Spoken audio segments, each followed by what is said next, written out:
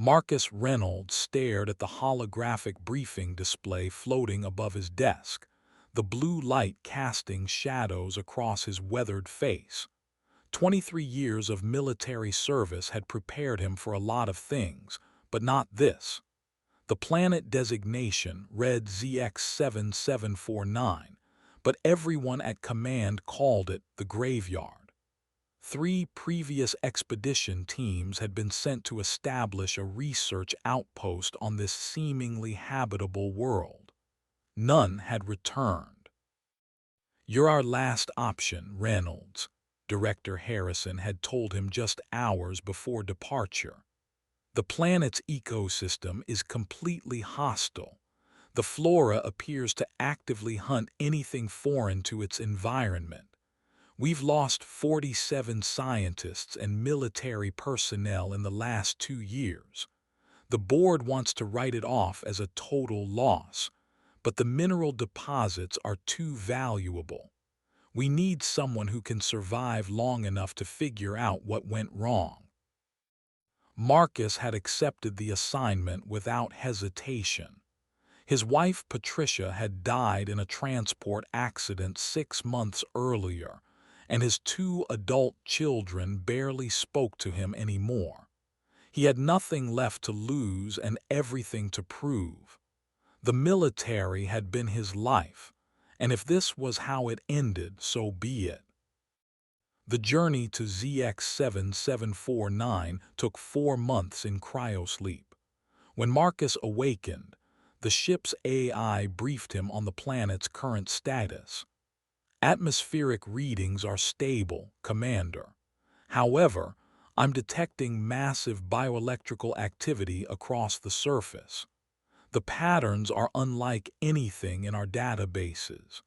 Previous landing sites show complete structural devastation within 72 hours of touchdown." Marcus suited up in the latest environmental armor, equipped with plasma weapons and enough supplies for 6 months. As his landing pod descended through the planet's thick atmosphere, he caught his first glimpse of ZX7749's surface. Massive purple forests stretched to the horizon, with trees that seemed to writhe and pulse with their own inner light. Crystalline formations jutted from the ground like frozen lightning, and the very air shimmered with an otherworldly energy. The moment his boots touched the alien soil, Marcus felt it. A presence.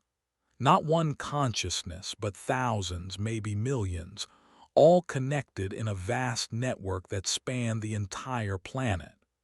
The trees around his landing site began to turn toward him, their bark shifting and reshaping into patterns that looked almost like faces. The ground beneath his feet trembled, not with seismic activity, but with something that felt disturbingly like breathing. "Well," Marcus muttered into his comm unit, knowing no one would hear him for months, "this is definitely not in the manual." His first week on ZX7749 was a constant battle for survival. The planet's flora seemed to test him at every turn. Vines would suddenly sprout from the ground, attempting to ensnare his legs. Tree branches would swing down like clubs, trying to knock him unconscious. Thorns as sharp as needles would fire from seemingly innocent flowers. But Marcus had faced hostile environments before, and his military training kept him alive. What puzzled him was the pattern to the attacks. They weren't random or mindless. There was intelligence behind them, a deliberate escalation that reminded him of military tactics. The planet was probing his defenses, learning his responses, adapting its strategies. After losing 2 nights of sleep to constant harassment, Marcus made a decision that would change everything. Instead of fighting back with maximum force, he holstered his weapons and sat down in the middle of a clearing surrounded by the most aggressive plant life he'd encountered. The reaction was immediate. Thorny vines erupted from the earth around him, stopping just inches from his body. Tree branches creaked ominously overhead, casting shifting shadows across his position. Marcus could feel the planet's attention focused on him like a spotlight, waiting to see what he would do next. "I know you can understand me," he said aloud, his voice steady despite the danger. "You've been watching how I move, how I think. You learn from every encounter. That's not random evolution. That's intelligence." The forest around him seemed to hold its breath. Slowly, Marcus removed his helmet and set it on the ground beside him. The planet's atmosphere was breathable, but removing his protection was still a massive risk. "I'm not here to conquer you or strip mine your resources. I'm here because my people are afraid of you and fear makes them do stupid things. But I'm not afraid. I'm curious." For several long minutes, nothing happened. Then, gradually, the hostile plants began to withdraw. The thorny vines sank back into the earth. The tree branches lifted away from threatening positions. A small, flower-like organism with delicate blue petals emerged from the soil near Marcus's feet. As he watched, its petals rearranged themselves into a pattern that looked remarkably like the insignia on his uniform. Marcus spent the next 3 months learning to communicate with what he came to understand was a single, planet-wide consciousness. The entity had evolved over millions of years, developing a collective intelligence that spanned every living thing on ZX7749. It had defended itself against the previous human expeditions because it interpreted their aggressive establishment of bases and resource extraction as acts of war.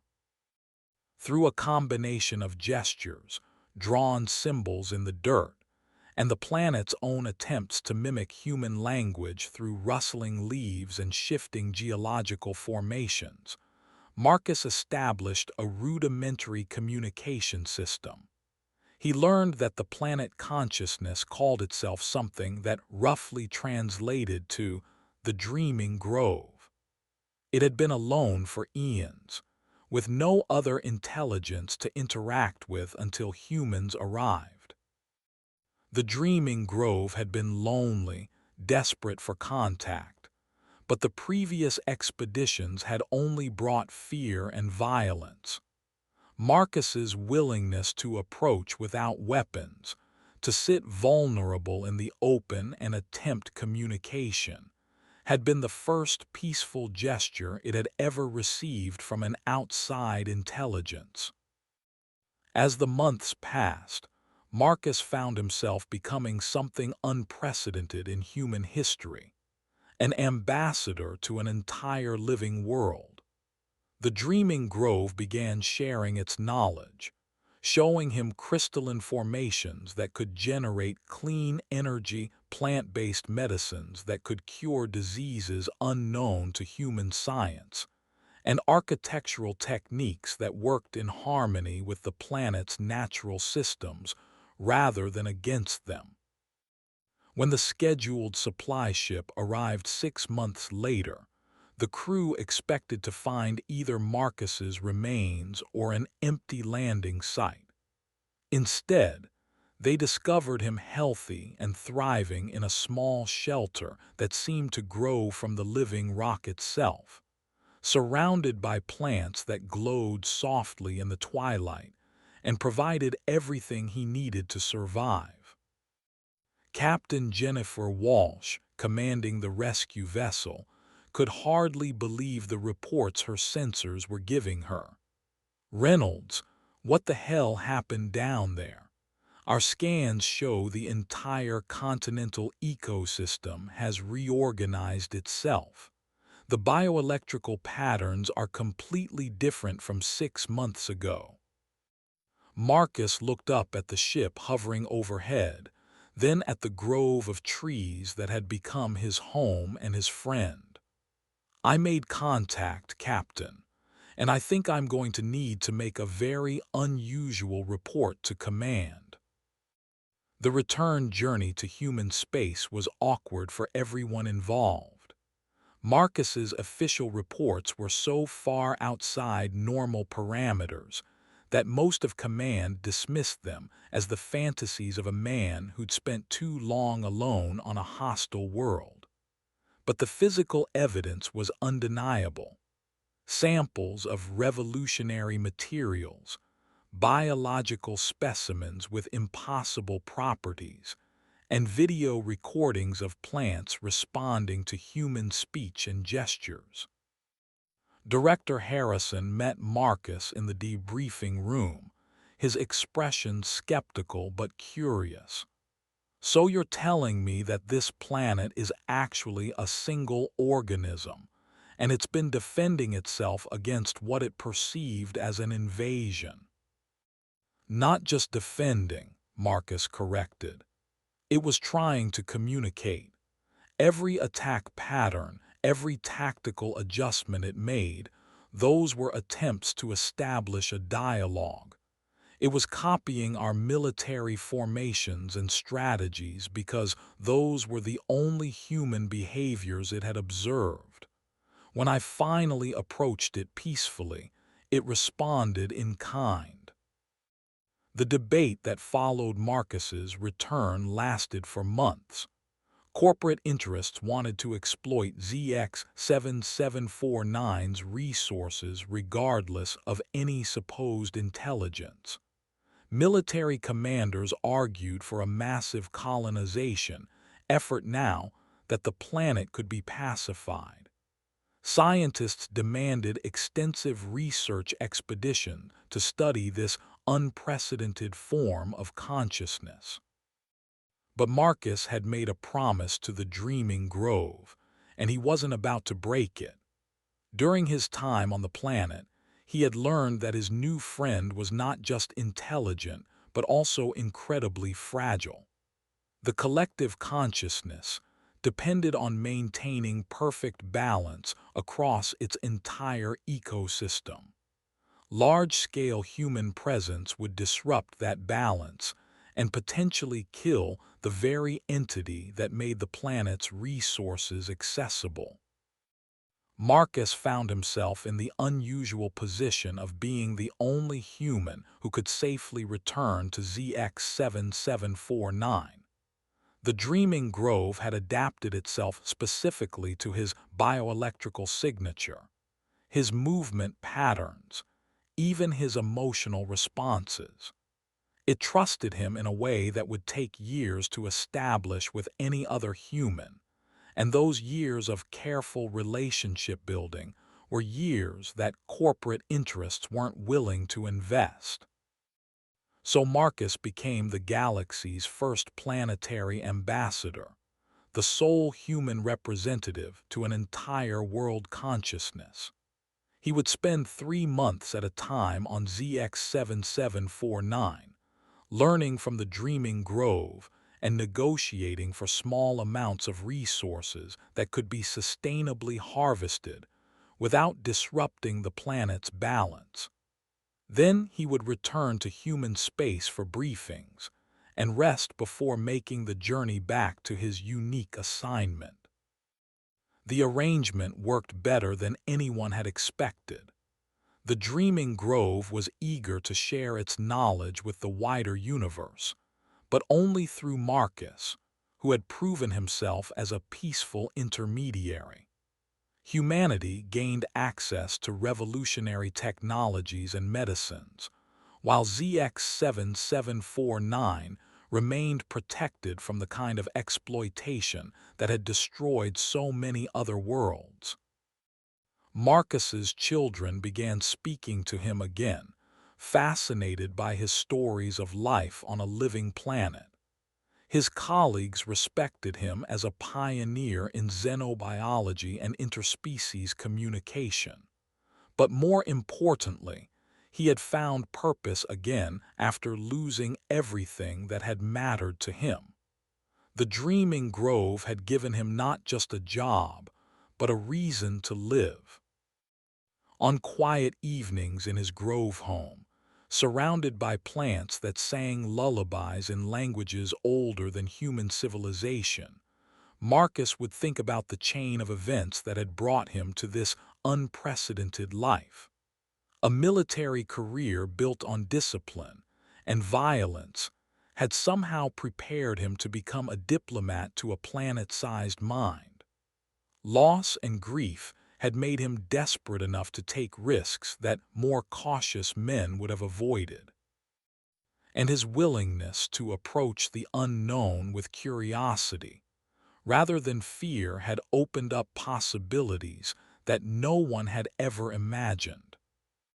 The dreaming grove had taught him that intelligence could take forms beyond human comprehension, that consciousness was not limited to individual minds in individual bodies.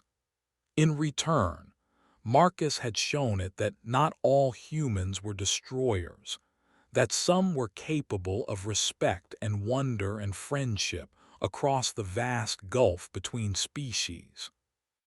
Their partnership became a template for future human expansion into the galaxy.